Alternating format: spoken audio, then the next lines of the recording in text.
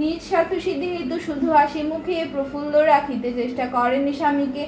পরিহাস পাত্র হয় অক্ষম যখন, তা ছিল করয়ে বা না করে শ্রবণ। অত্যাচারে না থাকিলে হয় বিপরীত, অলক্ষে ঢুকিয়া করে সতত অহিত। শুনহ নারদ মুনি আমি জানাই তোমায়, সতী নারী যেই জনা সেই মরে পায়। মধুর বচনে সেবী মাতা অতঃপর, নারদ মুনিরে দিল বিদায় তারপর। নরলোকে লক্ষ্মী ছাড়া দুঃখ জড়সর, প্রতিকারে চেষ্টা করিবে তা সত্তর। এতেকে চিন্তিয়া দেবী নে নারায়ণ প্রতি, কহিলেন প্রাণনাথ মানবের দুর্গতি।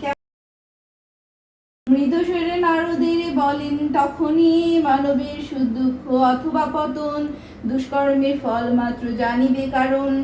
চঞ্চলা আমার নাম জগৎ বেপিয়া, কি কারণে তাহা বলি শোনো মন দিয়া।